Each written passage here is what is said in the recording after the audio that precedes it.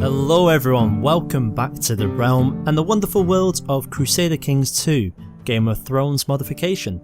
In case you don't know, my name's Burton, and here we are playing a new Let's Play series. And this has come about because I've recently got the new episode of the Telltale series on Steam, which a few of you have probably got yourselves. And what I've noticed is a lot of people are starting to do playthroughs of the Forresters. And that's all fine and well, they're an interesting family and they have some good family dynamics. But for me, they're just not freaking evil enough. So for me, we are going to be playing as this gentleman here, Lord Ludd of Lonely Hills. In case you don't know who this guy is, he's the Whitehill. He's the baddie in the series. So, without further ado, let's have a quick overview of what's been happening. House Forrester and Whitehill have been locked in a bitter feud, always competing over their precious ironwood. The feud has continued throughout the years, aided by House Whitehill's change to the Faith of the Seven. So not only are these guys competing for the same resource, it's very interesting that someone in the north is in the Faith of the Seven. Now I know we've got the Mandalays, but this is something a little bit different. So we are going to show these Foresters what we're all about. We're going to take their ironwoods from them. Now just before we really get into things, we are playing in a Clash of Kings scenario. So there's not going to be any spoilers for people who are only up to the TV series and, you know, are a bit afraid of any spoilers for next season. There'll be nothing like that, so don't worry there. If there is going to be any spoilers, it might be more related towards the Telltale series, and I'll tell you why. If we have a look over at our enemies, they're over here in Ironrath. As you can see, we've got Lord Gregor the Good.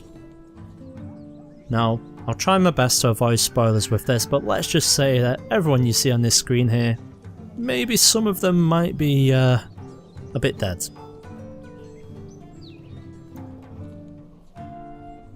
So with Lord Gregor, it presents us with a little bit of a problem, because as you can see, he is great at martial, he's a skilled commander, a skilled fighter, flanker, organiser. So in a head-to-head battle against these guys, we're gonna lose, because we're pretty bad. Lord Ludd has very little in the way of martial ability. Even though it's 11, that's his martial. He has no command abilities, he's just a brilliant steward. Which leads us on to what we want to do with him. So we're going to set ourselves an ambition. Our ambition is going to be amass wealth. So we're wanting a personal wealth of over 250 gold. And we're going to make that by selling some wood. We're going to choose a focus. I'm going to put it on business. So let's get a little bit of an overview of our family first, then we'll have a look at these guys. Quick change from the game as well is they actually updated the map in the game. So actually Lonely Hills, where we've got them situated here, I believe in the game it's called Whitehill, and it's towards this sort of region, towards the end of Kingsgrove. So besides that only difference, we are based in Lonely Hills for now, okay? So, as we can see, I'm 60 years old. I'm rude, but we all know that already. I'm also proud, family person and ambitious, which is going to do as well, because we're wanting to take stuff that doesn't belong to us. My wife, she's also 60. She's deceitful and chaste. And she's managed to produce some offspring for me, which is good. So, I've got 4 sons and I've got a daughter. So we've got Martin. Good old Martin is pretty average. He leads from the rear, but no surprise there when you aren't a particularly good fighter, but you are a dutiful commander. Who else have we got? We've got Wayne. Good old Wayne is ruthless. He, once again, is not a particularly good commander, and his martial could be a lot better than that. Will there be someone in my family who can actually fight? Let us see. Brandon. Yes, there we go. So we've got Brandon. Now Brandon's martial is really good. He's a brilliant commander. He doesn't have any traits. He's not a duelist. But however, he is an aggressive leader. and that's something that we may need. So this guy, he's going to be our marshal, he's going to be leading the armies. And then we've got everyone's favourite arsehole, Griff. So Griff, let's have a look at him. He's incompetent. Well, we know that already. He's also humble. I didn't see too much of that in episode 3, but we'll see. He's arbitrary, trusting and cynical. Right, so something's going on with Griff. He needs to turn a little bit more rude. So what we're going to do first? Well, first things first, we need to get ourselves a better Justica. So we've got no one currently in our court, so we're going to try and get someone married. Who have we got? Treasurer. Let's see who we can get him attached to.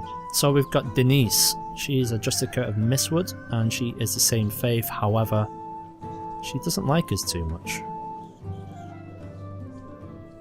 Shouldn't be much of a problem, because as soon as we give her a job, she should like us a little bit more. Who else are we going to improve? Well, we do need to get ourselves a better treasurer. Good thing is, we already have some. Zathor. He's from Ashai. What is he doing in the Lonely Hills, I wonder? He's a brilliant steward and selfish, cynical, temperate and gregarious. And he's a Shadowbinder. Well, it might be foolish for me to do this, but I'm going to go ahead and put him in a position of power. My son is going to be a little bit annoyed, but hey son, live with it. You should have been better at stewardship. Our spy master is Maria. Now, we need to have her being quite a bit better, so we're going to have to get a marriage arranged. We're going to do this probably with Brandon. See what we can get going. So we've got Thalia Hewitt. She's 22, she's a bastard, attractive, cruel, deceitful. I like it. We are going to have her. Anyone else? Martin. Let's get an heir, a wife. So ideally we want someone in the north. We've got an option for the Umbers. Anyone else? No?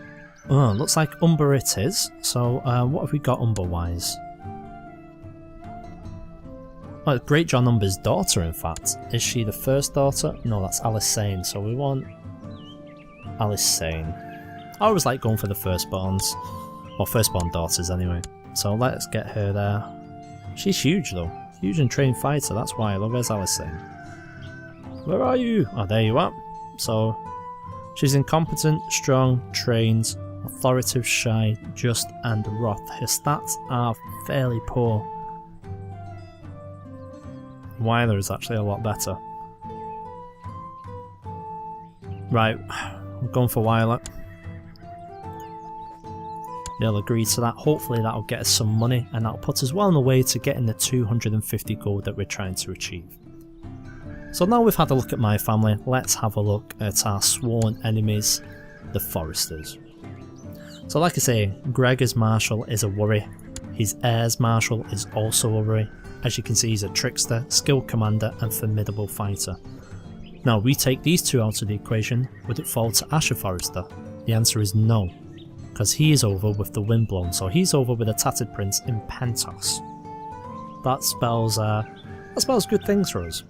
If we can get rid of the Lord and his heir, then we're dealing with this little boy, Ethan. Now Ethan himself, as you can see, he's okay, considering he's 13, he's not got bad traits. He does hate us though, so I consider that bad. So as soon as we get the Spy Master over, we're going to try and get some plots going. Balin Greyjoy, or Balin Greyjoy of the Iron Islands, has declared an invasion of the north. This could prove troublesome because when these guys come, they come in strength, so we're going to have to keep an eye out. Speaking of strength, what have we actually got? Not too many at all. 1300 or so. Not too bad. Obviously, we could do a lot better. We've got no fleets because we're inland, but that's to be expected. An Iron Wrath, what have they got? They've got this. They've got an Ironwood Forest. That's what I want. Look at the tax income you get from that. +3 just for having an Ironwood Forest. Excellent.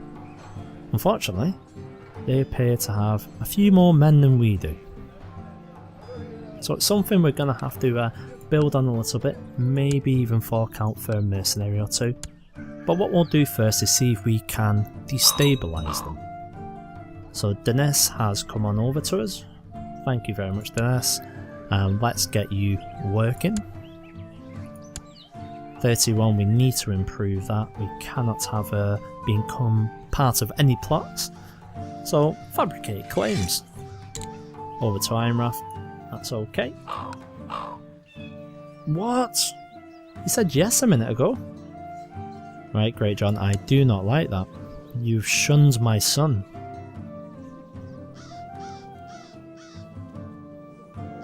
Oh no, you've not. Did I just marry the same guy? What? Right, let's try that again, shall we? Why have I married Martin? Oh well, I think I've done a little bit of a boo-boo on my part, so we'll go to Brandon. You can have Wyler. Sorry about that, Great John. It was my mistake. Don't worry, she'll be treated well. And if not, she's huge, so she'll probably beat the shit out of the man who doesn't have any combat ability.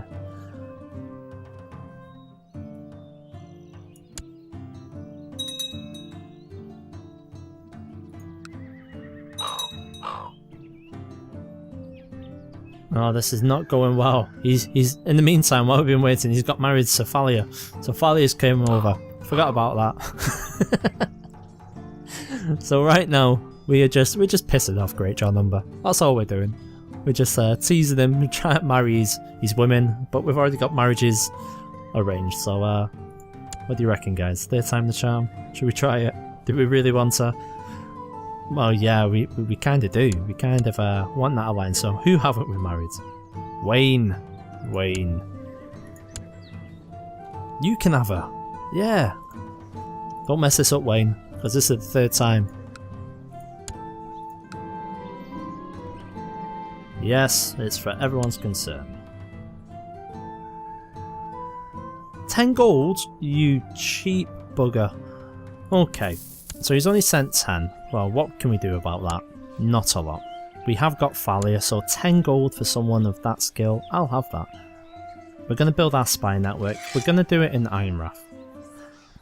Now, it's not going to be the most profitable place we could have put her, but money from the Foresters is going to feel so much better in my pocket than money from anywhere else. So that's where we're going to stay with that sort of funds. All hail His Grace, Rob of House Stark, King in the North, King of Winter and the First Men, Lord of Winterfell and Protector of the Realm. You've got a lot of titles, Rob, but you're not King of the Ironwoods, and that's going to be me. That's going to be my title. So curse your name, and curse every one of your names, all like 12 of them. Curse you, curse you, curse you. Yay! We finally married a number, and she's arrived at our court. She's distinctly average, apart from her height. She's massive. So as we can see now, that has got us a little bit of an alliance, so we've got some friends. Ironrath have no friends, so already we're okay with them. We have to keep the Umbers on side though, so we'll have to monitor his opinion of us. Opinion's only 25 right now. Apparently he doesn't like that I'm rude or have a different religion. Alright, well, I don't like the fact that your daughters are like 10 foot tall, but still got my son married to one. Okay. Wayne Whitehill and Wyler Rumber have gotten married, and it's customary for a dowry to be paid to the groom's house. You're damn right it is. Shh, get that money over here. Better be more than 10. 50! There we go, that's better. Better than 10, could have been 100, but he's probably glad to be rid of his daughter.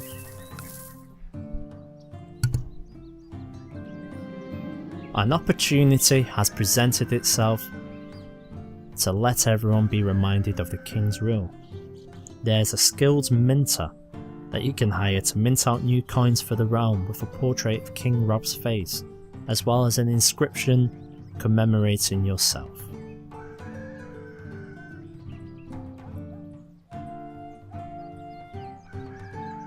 That would cost us 100 gold, so straight away, hell no. We can debase the mint with less precious metals for profit. We gain 100 gold. We gain 100% prestige. And I also gain the trait Deceitful. Well, don't know about you, but that's a win-win-win scenario. People are such gullible fools. I've gained the Deceitful trait. Let's take that. Right, we're only 48 away from amassing our wealth, which is great. Our monthly income is it's not too bad at all. 1.70. The majority of that is that's really, they're not really that good. I thought we'd be getting more. But Long Lake Town, we're not going to invest in them, so don't worry about that. We can increase taxation, but really, don't want to ruin a good thing, so we're not going to bother just yet. We've got important decisions. What is that? Civil War side. Stannis and Joffrey, not going to bother with that at all. We're not going to be holding a wedding feast. And we're not going to be spending any money on anything else right this moment. So that's fine, we will take that. So what to do now? Now we're over there. Oh! Ever since you started to count your income and expenses in the chase for more wealth, your coffers seem to fill to the brim more often than before. Excellent, so I've just got +1 on stewardship. That's excellent, I like that. The more the merrier. Alright, so we've got a Liege Loyalist faction which has just begun. Doesn't really concern ourselves for now. Let's set ourselves some people to watch. We want to watch Lord Gregor. Hopefully he's going to die in battle. He's down in Wolfswood, so he's not actually that far away. So we will watch this man, and we'll watch his son as well, Roderick.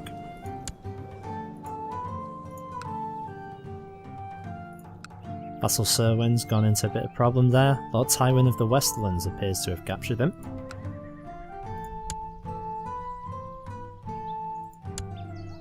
So that's the plan set for now. We're going to take what's rightfully ours, the Ironwood, and we're going to be the sole provider of Ironwood to the entire realm.